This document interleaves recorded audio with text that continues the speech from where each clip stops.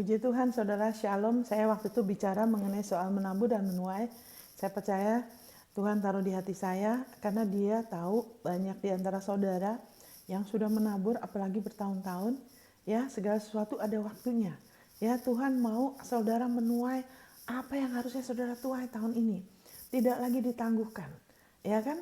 Haleluya, saudara. Keluar kita lebih lagi mengerti, keluar dari tradisi agamawi ya, yang membuat firman Tuhan hilang kuasanya. Untuk kita keluar dari kebiasaan, sekedar selalu kasih perpuluhan persembahan tapi tidak ada ekspektasi. Ya kan?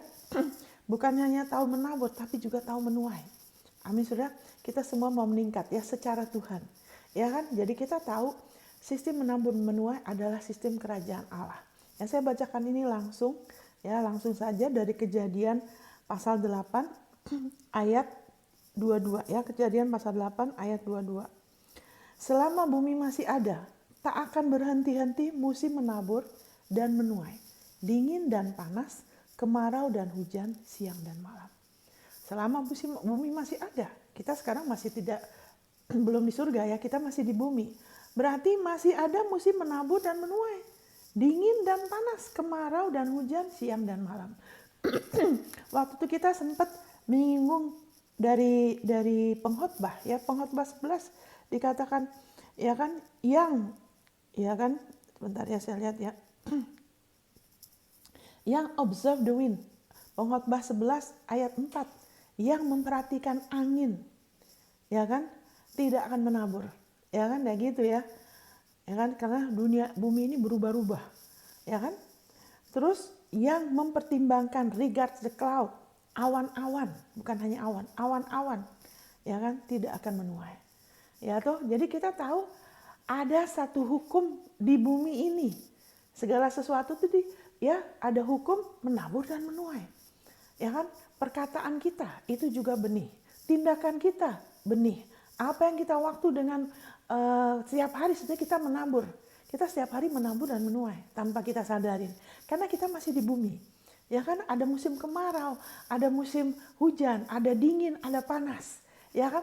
Tapi puji Tuhan, kita tidak lagi hidup di bawah sistem dunia yang serba tidak menentu. Karena angin, ya kan tadi dikatakan pengkhotbah yang selalu perhatikan angin. Di bumi ini ada angin. Tapi kita sekarang sudah dipindahkan dari kuasa kegelapan, dari ilah dunia ini, ya kan, dimana segala sesuatu dipusatkan pada kepentingan manusia, untuk manusia, oleh manusia, dan uang ya yang menjadi pegangan. Uang ya kan, sumber daya manusia, itu sistem dunia. Tapi kita sudah dipindahkan ya kan dari kerajaan kegelapan, dari sistemnya ilah dunia ini dan kita sudah diboyong, itu Kolose 1 ayat 13-14. Kita sudah diboyong ke dalam kerajaan putranya yang dikasihinya. Ayat 12, Allah Bapa mengucap syukur kepada Bapa yang telah melayakkan kita untuk mendapat warisan. Jadi kita sebagai anak Allah tidak lagi, haleluya, di bawah sistem dunia yang selalu diombang-ambingkan, serba tidak pasti, ya kan? Kadang hujan, kadang kemarau, angin gak pernah berhenti bergerak. Tapi kita sudah dipindahkan, kita sekarang di bawah sistem kerajaan Allah. Amin. Di mana raja di atas raja yang telah menyerahkan nyawanya untuk kita. Dia yang berkuasa. Dia yang jadi pemimpin hidup kita. Dia sudah dijadikan hikmat Allah bagi kita. Dia sudah dijadikan anugerah kebenaran kita. Itu sebabnya dikatakan Allah Bapa telah melayakkan. Loh, berdasarkan apa? Karena penebusan tubuh dan darah Yesus. Karena Yesus sudah mengenapi hukum Taurat buat kita. Dia sudah mati sebagai manusia lama kita yang dulunya di bawah sistem dunia. Ya kan? Dulunya hidup di bawah sistem dunia yang serba tidak menentu, tidak pasti. Amin. Kita sudah ditebus dari itu. Kita sudah ditebus dari kemiskinan. Karena kita sudah ditebus dari kutuk hukum Taurat. Dan dari kegagalan. Ya kan? Kebangkrutan. Ya kan? Kalau saudara pernah mengalami, saudara bisa dipulihkan. Karena orang-orang yang sudah ditebus dari kutuk adalah orang-orang yang hanya bisa diberkati. Amin, saudara. Ingat di awal tahun ini, ya kan, Tuhan ingatkan akan Yusuf, ya kan, supaya sepanjang tahun ini dan sampai Yesus datang lagi, Tuhan Bapak mau kita hidup dengan kesadaran kita tuh anak. kita dikasihin, karena Dia selalu menyertai kita. Kita adalah orang-orang yang makmur. Amin, saudara. Karena Dia menyertai kita, sehingga dimanapun level hidup kita, ya kan, seperti Yusuf, ya kan, waktu dia masih budak di rumahnya Potifar, firman Tuhan mengatakan Yusuf is a prosperous man. Yusuf adalah orang yang makmur karena Allah menyertai dia. Amin, saudara. Saudara dan saya adalah orang-orang yang makmur karena Allah menyertai kita, dan Allah sudah menjadi Bapa surgawi kita. Tidak ada lagi yang bisa memisahkan kasih Bapa ya untuk kita di dalam Kristus. Bahkan Dia akan datang apapun juga, ya kan, hal-hal yang akan datang, ya, makhluk-makhluk yang ciptaan lain termasuk alien, makhluk angkasa luar, katanya ada alien, itu semua cuma roh jahat ya. Nggak ada yang bisa memisahkan kita. Antikristus, nggak ada yang bisa memisahkan kita. Karena itu semua ciptaan yang memberontak ya terhadap penciptanya. Tapi nggak ada yang bisa pisahin kita dari kasih Bapa. Mari kita perbarui cara pikir kita. Kita buang ini mentalitas yatim, ya kan? Karena kasih yang sempurna melenyapkan ketakutan, ya kan? Ketakutan mengandung hukuman. Kalau ada di antara saudara terus-menerus takut, khawatir ya, pekerjaan menjadi pusat ya. Kan aku harus gini, ya memang firman ngomong ini, tapi Tuhan kan mengerti. Aku punya banyak kebutuhan, anakku masih kecil, ya kan? Puji Tuhan, Injil adalah kabar baik. Sama seperti waktu terima keselamatan, tidak rumit, saudara. Saudara hanya dengar, ya kan? Saudara terima, saudara aminin, saudara sudah mulai dengan kerendahan hati. Jaga sikap itu. Sekarang juga gitu, saudara. Jangan izinkan, ya kan, pengalaman orang, ya kan, komentar-komentar agamawi membuat firman Tuhan hilang kuasanya. Amin. Mari kita terima lebih lagi, kita dengar dengan baik-baik. Ya kan, Tuhan Yesus bilang, baiklah yang bertelinga, dia mendengar. Tuhan Yesus nggak ngomong sama orang yang tunarungu ya, yang nggak bisa dengar. Dia ngomong sama orang yang punya telinga. Kenapa dia harus ngomong begitu? Karena biarpun kita dengar, belum tentu kita mau percaya atau terbuka hati kita. Kita perlu dengar dengan hati juga, saudara. Amin. Kita perlu dengar dengan hati kita. Telinga di dalam. Ingat juga di Yesaya 55. Hei, kamu datang kepadaku yang gak punya uang. Ya kan? Dengar baik-baik. Makan makanan yang lezat. Apa? Firman kasih karunia. Ya kan? Kenapa dibilang gak punya uang? Ya kan, karena ada sesuatu di jiwa, ada satu ketakutan, ya kan, seolah-olah kita tuh belum benar sepenuhnya di hadapan Bapa. Itu sebabnya, izinkanlah saudara firman meneguhkan saudara bahwa saudara adalah orang benar. Saudara sudah diperhitungkan sebenar Yesus. Itu bukan karena perbuatan saudara. Anugerah kebenaran itu tidak bicara mengenai kelakuan saudara dan saya. Kelakuan kita adalah buah kepercayaan kita. Ya, itu akan buah kepercayaan kita tuh akan menentukan kemenangannya dinyatakan atau jadi sia-sia. Kalau kita, ya kan, tidak mau percaya. Tapi kalau kita mau percaya, dan itu nggak susah kan. Waktu kita terima keselamatan tidak rumit. Percaya hari ini apa yang firman Tuhan katakan. Amin, bahwa kita sudah berada di dalam kerajaan putranya yang semua beroperasi menurut sistem kerajaan Allah. Bukan lagi berpeluh-peluh seperti orang dunia. Ya kan, wah belum bisa tenang, ya kan, karena belum punya ini dan punya itu, saya belum ada waktu, ya saya harus begini dan begitu. Kalau kita enggak, begitu lahir baru, wow, kita sudah dikasih identitas yang baru, kita punya warisan. Berarti kalau warisan orang lain yang jerih payah, Yesus yang berjerih payah, Allah yang sudah membayar harganya, ya kan, kita hidup dari warisan Dia, kita sudah dikasih akses, ya kan, kepada penyediaan yang berlimpah. Kita dikasih karunia, talenta, kemampuan, urapan. Tuhan Bapa hanya mau mengizinkan Dia bekerja melalui kita. Jadi ingat, kita tidak lagi beroperasi di bawah sistem dunia, ya kan? Tapi selama bumi masih ada, tetap ada menabur dan menuai. Ya, sistem kerajaan Allah. Kerajaan Allah itu firman Tuhan mengatakan seperti orang menabur benih, ya kan? Kerajaan Allah bukanlah soal perkataan, bukan soal kita cuma tahu ngakuin dengan benar, tapi lebih dari di situ ada kuasa di dalam apa yang kita percaya dari firman-Nya. Saat kita percaya, ya kan, dan berkata-kata dan bertindak atas firman-Nya, ada kuasa yang dilepaskan. Saudara, di dunia ini, di bumi ini ada yang namanya hukum gravitasi. Semuanya bakal jatuh ke bawah. Mau yang dari yang berat ke yang ringan, waktu dilempar, itu pasti semua jatuh ke bawah. Nggak ada tuh yang nggak terbang. Tapi kenapa pesawat yang begitu berat, dia bisa terbang? Karena ada hukum yang di atas itu. Hukum roh kehidupan, sistem kerajaan Allah, itu tidak kenal waktu. Jadi apakah di musim kekeringan, di musim pandemi, di musim apapun, itu selalu bekerja loh. Amin, saudara.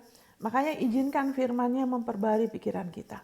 Jadi dikatakan di Pengkhotbah 11 kan, siapa yang selalu memperhatikan angin yang tidak menentu, apa yang terjadi di dunia ini, musim apa dalam hidup kita, itu selalu berubah-ubah.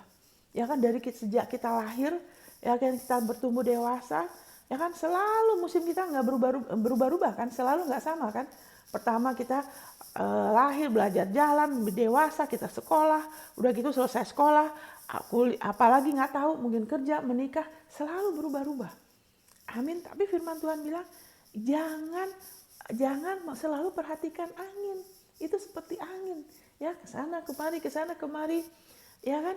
Dan jangan mempertimbangkan awan. Awan itu begini, ya nanti kalau aku udah selesai sekolah nih, aku bisa penghasilan kue. Ya mungkin benar, ya kan benar. Tapi menabur dan menuai tidak dimulai dari situ. Ya kan, menabur dan menuai dimulai dari apa? Dari kasih karunia karena anugerah kebenarannya. Amin. Jadi ingat di 2 Korintus 8, ya kan dikatakan, ya kan? Waktu itu dikatakan, haleluya, kita sebentar ke situ ya, sebelum saya tambahkan sesuatu ya. Kenapa orang-orang di Korintus, ya gereja di Korintus waktu itu mereka sendiri punya banyak kebutuhan, tapi kok mereka bisa beriman ya, untuk bisa memberi lebih daripada yang diharapkan, ya kan? Wah, orang kadang-kadang, wah itu imannya luar biasa. Tunggu dulu, kenapa bisa beriman? Karena kasih karunia. Kalau kita percaya Yesus kasih karunia Tuhan, iman kita jadi aktif. Amin. Di sini dikatakan nomor 1, waktu itu saya bahas, ulangi dengan singkat. Nomor 1, mereka memberikan lebih banyak daripada yang kami harapkan. Ya, ini rahasianya, mereka memberikan diri mereka pertama-tama kepada Allah. Amin. Kalau saudara lebih lagi mengerti harga yang Tuhan Yesus bayar untuk saudara diselamatkan selama-lamanya ya. Untuk saudara dilayakkan karena ketaatannya Yesus yang sempurna. Saudara akan lebih lagi berani mempercayakan hidupmu kepada Dia. Tapi kalau enggak saudara, ya kan, rasa takut itu, aduh aku belum tentu selamat. Aduh gimana kalau sampai aku kekurangan. Itu akan menghalangi saudara dalam soal menabur. Amin. Tapi kalau saudara lebih lagi meneguhkan diri dan lebih lagi saudara mau, ya kan, terus-menerus setiap hari pakai jati diri kita dalam Kristus. Bagaimana kita dibenarkan karena Yesus ya. Itu saya sudah pernah ajar ya mengenai anugerah kebenaran, righteousness, posisi kita. Teguhkan lagi dan lagi. Dari situ kasih karunia-Nya akan mengalir. Akan lebih gampang percaya saudara. Kenapa kita bisa terima Yesus? Walaupun kita dulu orang berdosa. Kita bukan orang yang beriman loh dulu. Benar gak saudara? Kita dulu orang yang durhaka. Kita sudah mati dalam pelanggaran kita. Itu Efesus 2. Ini kadang-kadang ada mobil lewat, makanya ada flash gitu ya. Kenapa kita bisa percaya? Karena kasih karunia-Nya. Mendengar kasih karunia Tuhan, bukan fokus di uang. Bukan fokus di penghasilan kita, ya kan? Soal bagaimana harta dapat ini, enggak. Fokus di Yesus, kasih karunia-Nya. Dia bikin apa buat saya? Wow, aku sekarang sudah jadi anak Allah. Allah menyertai aku. Aku sudah ditentukan dari awal untuk makmur karena Dia, karena Yesus. Aku sudah diberkati dengan segala berkat. Kalau kita makin mengerti, saudara, dengan sendirinya mulai timbul kemampuan, yaitu iman untuk melangkah, saudara. Amin. Jadi fokusnya bukan di uang. Fokusnya bukan soal berapa banyak saya bisa beri. Nggak usah fokus ke situ. Itu semua efeknya. Efek waktu kita dengar kasih karunia Yesus bikin apa buat kita. Sehingga kita dilayakkan. Itu akan ada damai. Amin, saudara. Haleluya. Ingat, ya kan, waktu kita dulu terima Yesus, kita orang durhaka. Kok bisa mengalami mujizat terbesar dalam hidup saudara? diselamatkan. Mujizat terbesar untuk seorang manusia itu bukan dia jadi berhasil, ternama, pencapaian ini dan itu, enggak. Dia diselamatkan. Karena semua itu prestasi atau apapun yang dahsyat, kalau orang tidak selamat, sia-sia, saudara. Masuk ke dalam kegelapan, tidak ada pengharapan lagi, saudara. Tapi saudara dan saya enggak loh. Wow, kok bisa ya beriman terima Yesus? Bukan karena kehebatan iman kita, karena kita mendengar kasih karunia. Jadi pastikan firman yang saudara dengar itu jangan nyampur-nyampur. Apakah itu meninggikan Yesus atau meninggikan perbuatan kita? Ya kan? Atau Yesus dan kita. Memang Yesus gini, tapi kan. Nah, ini tapikannya apa? Karena firman Tuhan bilang oleh kasih karunia melalui iman kita diselamatkan. Jangan ada orang yang memegahkan diri. Itu bukan hasil kerjamu. Itu Efesus 2 ayat 4-8 bicara mengenai hal itu. Amin, saudara. Jadi saudara, karena kasih karunia, beri diri saudara kepada dia sepenuhnya. Jiwa saudara, ada kerelaan untuk mau tunduk sama dia. Saudara tahu saudara dikasihin. Saudara selalu dikasihin. Saudara selalu diterima selamanya oleh Bapa. Gak ada yang bisa memisahkan lagi dari kasih Bapa. Dia tidak akan pernah meninggalkan saudara seberapapun hebatnya kesalahan saudara, kekeliruan saudara, kelemahan saudara. Saudara tidak bisa mengubah kasih dia terhadap saudara. Dia sudah memutuskan untuk mengasihi saudara selama-lamanya. Haleluya. Oh, puji Tuhan. Makanya Allah waktu dia membangkitkan kita bersama Yesus, kita sudah dijadikan satu sama Yesus. Amin. Untuk memastikan kita nggak hilang lagi seperti Adam dulu. Sempat pisah dari Allah. Sekarang kita udah nggak bisa. Kenapa? Kenapa nggak bisa dipisahkan lagi kasih Bapa sama kita? Karena kita sudah jadi satu sama Kristus. Kita sudah jadi satu dengan Sang Pemberi berkat. Kita sudah jadi satu dengan firman-Nya yang hidup. Kita adalah tubuh Kristus. Haleluya. Segala yang Bapak miliki dimiliki oleh Tuhan Yesus. Ya kan, dia sudah serahkan semuanya ke Yesus. Dan Yesus sudah jadikan kepala, ya kan, untuk kita gerejanya. Amin, saudara. Wow, makanya cerita mengenai anak bungsu, anak sulung itu, bapaknya bilang apa ke anak sulung? Kenapa ada anak-anak Tuhan yang gak happy? Apalagi kalau ngelihat hamba Tuhan jadi miliuner. Waduh, yang namanya iri, saudara.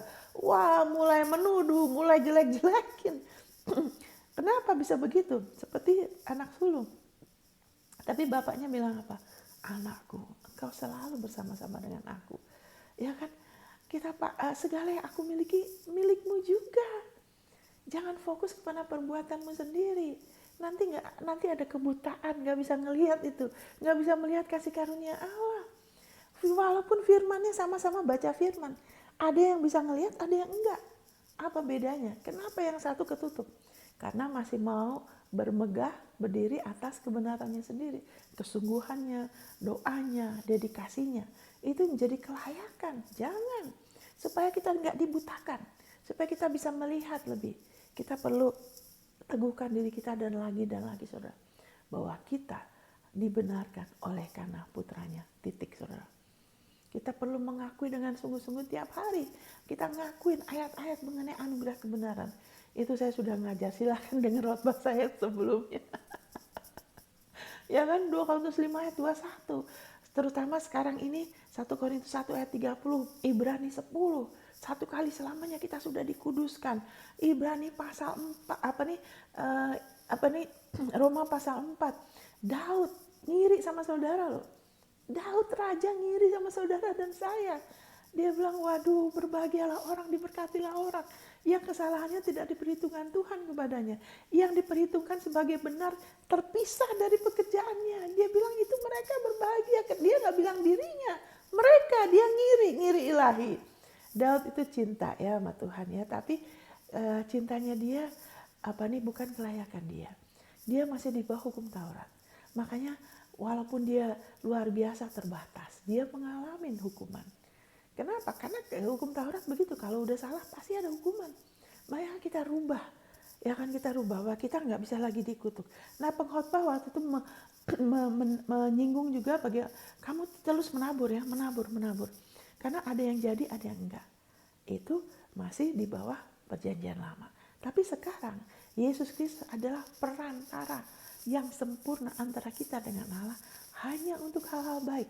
Jadi waktu saudara memberikan perpuluhan persembahan saudara, itu beda dengan waktu kita kasih ke orang yang susah. Kalau kita kasih ke orang yang susah, kita tuh kayak kasih mengulurkan tangan kita untuk menarik orang itu keluar. Ayo aku bantu kamu, aku ulurkan. Ya, maka Alkitab bilang yang lebih diberkati memberkati yang lagi susah, yang lagi kurang. Kita mengulurkan tangan kita supaya kita angkat mereka. Tapi kalau kita membawa perpuluhan kita memberikan benih untuk dia, untuk pekerjaan dia, untuk hambanya. Itu beda loh ya dengan memberi kepada orang yang lagi susah. Jangan punya sikap yang sama. Makanya saya dulu waktu di gereja saya sharing, saya bilang jangan pakai kata derma ya. Saya bilang tidak boleh pakai kata derma. Kecuali untuk beri orang miskin. Karena Tuhan Yesus tidak miskin.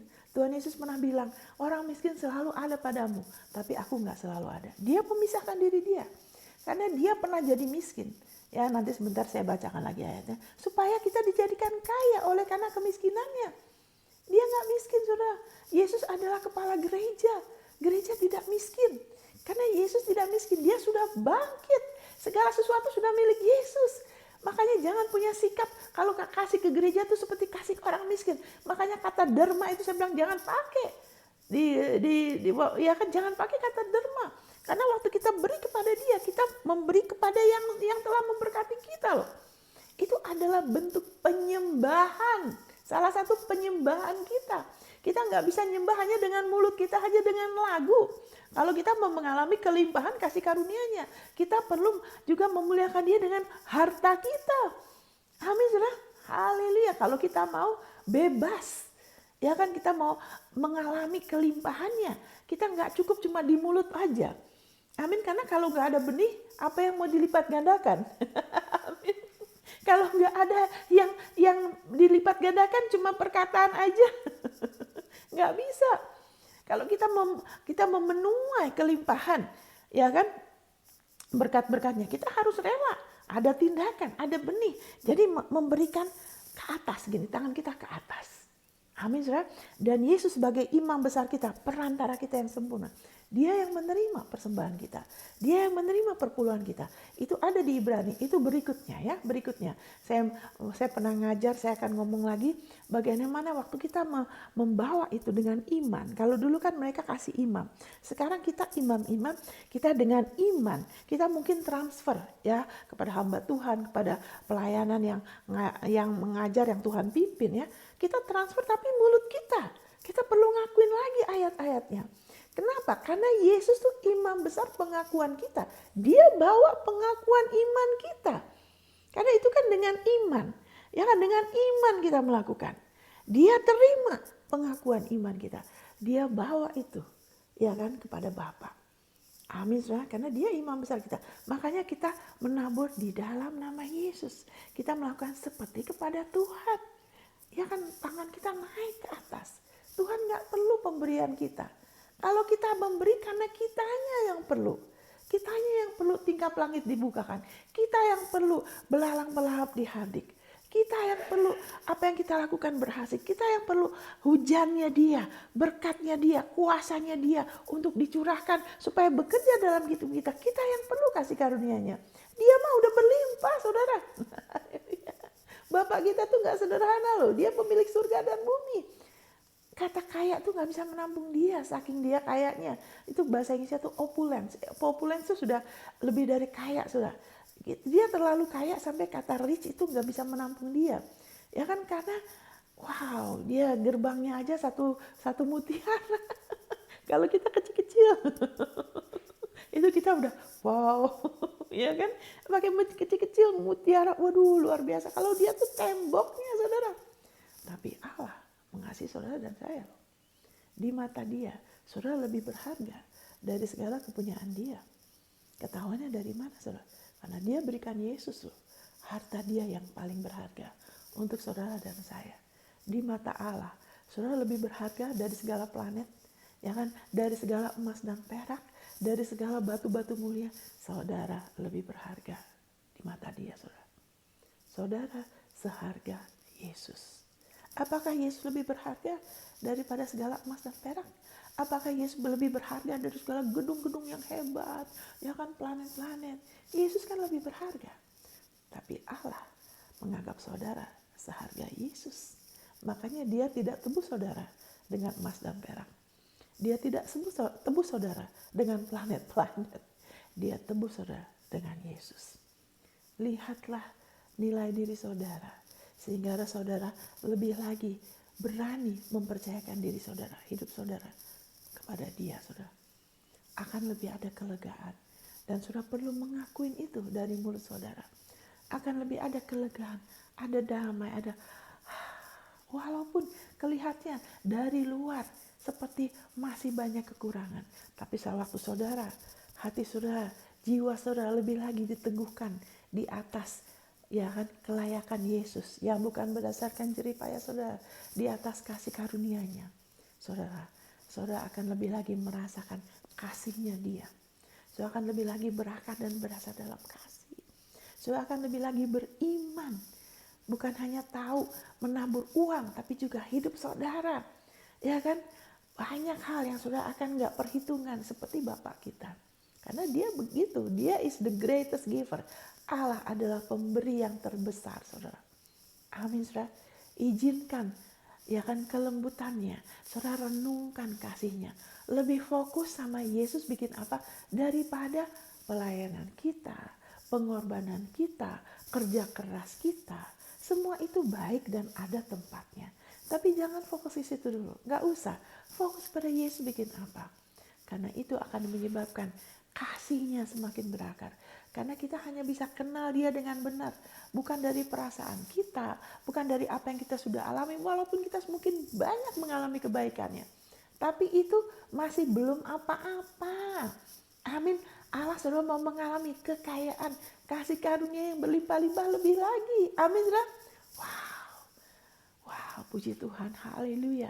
Thank you Lord Jesus. Ya kan, saya gak rencana ngomong ini, tapi menabur dan menuai dimulai dari situ, saudara. Bukan dari uang, makanya mari kita perbarui pikiran kita. Kalau ada di antara saudara masih melihat, ya kan, memberi perpuluhan, menabur itu sebagai satu tuntutan, ya kan, seperti kasih ke orang miskin karena kebutuhan. Gereja butuh. Wah, makanya kalau sudah memberi ngirit-ngirit ya supaya jangan sampai kekurangan. Nah, itu bukan begitu. Gereja tidak miskin. Gereja bukan gedung, gereja bukan organisasi. Gereja adalah tubuh Kristus dan Yesus Kristus tidak miskin. Sekali waktu Dia pernah miskin, waktu Dia memilih, ya kan, di atas salib. Dia memilih untuk menjadi miskin supaya saudara dan saya menjadi kaya oleh karena kemiskinannya. Amin, saudara. Jadi saya mau ingatkan, saya akan stop dulu selama 30 menit, ya kan. Setelah itu saya akan sambung lagi, ya, karena biarlah ini menjadi gaya hidup, saudara. Jangan cuman saat ini, wah saya menabur, saya menuai gini, wah sudah senang, kalau gitu kemudian balik lagi, jangan. Jadikan gaya hidup, perbarui, berlebih berakar, saudara akan lebih damai, lebih ada kelegaan. Haleluya, saudara akan terus bertumbuh dan akan lebih banyak buah. Amin, saudara. Haleluya. Thank you Jesus. Haleluya. Jadi tadi saya mau ulang, nomor 1, menabur tidak dimulai dari uang, tapi dari kasih karunia. Dan itu kasih karunia mengalir berkuasa atas anugerah kebenaran. Waktu saudara dan saya terus-menerus diteguhkan, saudara akan lebih lagi mau bertumbuh dalam kasih karunia ini. Saudara akan lebih beriman untuk menabur. Amin, saudara. Haleluya. Nah, saya akan berhenti sampai di situ dulu ya. Saya akan sambung lagi, saudara. Haleluya. Ingat ya, di pengkhotbah bilang, ya, jangan fokus di yang luar, ya kan. Menabur dan menuai itu ada di sistem dunia ini, tapi sistem dunia ini tidak pasti. Tapi karena kita sudah berada dalam kerajaannya, Kolose 1 ayat 13-14, ya kan, pasti apa yang kita menabur, kita akan menuai. Amin, saudara. Haleluya. Yesus adalah hikmat Allah bagi saudara. Yesus adalah anugerah kebenaran saudara. Kelayakan saudara di hadapan Allah. Yesus adalah kekudusan saudara. Saudara dipisahkan dari apapun yang berusaha menyakiti, mencuri, membunuh dari hidup saudara. dari diri saudara dan keluarga, dan Yesus adalah penebusan saudara. Saudara sudah ditebus dari segala kutuk. Jadi apapun benih yang baik yang saudara tabur, pasti akan ada buahnya. Dan saudara sudah ditebus dari benih-benih yang tidak baik dalam hidup saudara. Tuhan memberkati. God bless.